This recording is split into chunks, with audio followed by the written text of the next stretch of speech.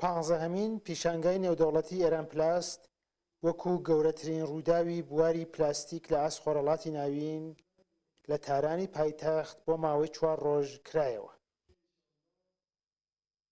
لە ڕێوڕەسمی کردنەوەی پێشانگاکەدا وەزیری نەوتی ئێران ڕایگەیاند وڵاتەکەی خاوەن گەورەترین یەدەکی نەوت و گازی سروشتی جیهانە و پلانی هەیە لە بواری پیترۆکیمیاییشدا ببێتە یەکێک لە وڵاتە یەکەمەکانی جیهان. لە پیشانگای ئەمساڵی ئێران پلاسدا زیاتر لە 450 کۆمپانیای ناوخۆیی و بیانی بەشدارن و لە 15 وڵاتیشەوە بازرگانان و کارناسانی ئەم بوارە بانگهێشت کراون. بازرگانانی هەرێمی کوردستانیش وەکو ساڵانی پێشوو بانگهێشتی پیشانگای ئەمساڵن. کردنەوەی ئەم جۆرە پێشانگانە گرنگیەکی گەورەی هەیە بۆ هەردوو وڵات، هەم بۆ وڵاتی ئێران و هەم بۆ وڵاتی عێراق و بەتایبەت هەرێمی کوردستان.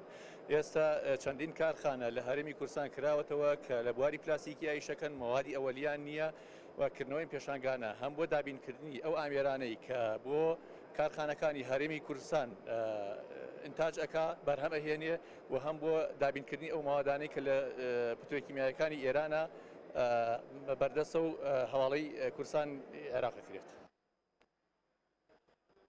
یەکێک لە ئامانجەکانی پیشانگای ئێران پلاست گەشەی بواری هەناردەکردنە.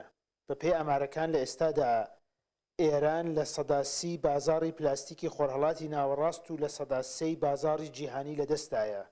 بەرپرسانیش ئەڵێن پلانیان هەیە ئەم ئامارانە زۆر زیاتر لەوەی ئێستا بەرز بێتەوە. ئەم پێشەنگایش زیاتر لە 450 کۆمپانیایە لە بواری پلاستیکیە. ئێمەش وەکو خاوەن کارخانە هاتوین ئاشنابین بە کەرەستەکانیان، بە ئامێرەکانیان، بە مەوادی ئەوەلیەکانیان. لەبەرەوەی ئێستا ئێمە جمهوری ئیسلامی ئێران زۆر هاوکارمانە، زۆر شتەکانیان زۆر گونجاو بە ئێمە. ئێمە وەکو خاوەن کارخانە شتەکان لەوێ لای خۆمان دروستشی بکەین. پێویستیمان بەمدی هەیە بە جمهوری ئیسلامی ئێران هەیە، هەندێک ماوەدمان هەیە ئەبێ بیبن بۆ ئەوێ لەوێ یەڵە دروستی بکەین. بواری پیترۆکیمیا لە ئێران ساڵانە 99 میلیۆن تەن بەرهەمی هەیە. بەرپرسان ئەڵێن پلانیان ئەوەیە ئەم ڕێژەیە بۆ 199 میلیۆن تەن لە ساڵدا بەرز بکەنەوە. ئامانجێک کە جگە لە داهاتێکی زۆر ژمارەیەکی زۆریش هەلی کار ئەڕەخسێنێت. پیشانگای ئێران پلاست دەرفەتی زێڕینی گەیشتن بەم ئامانجەیە.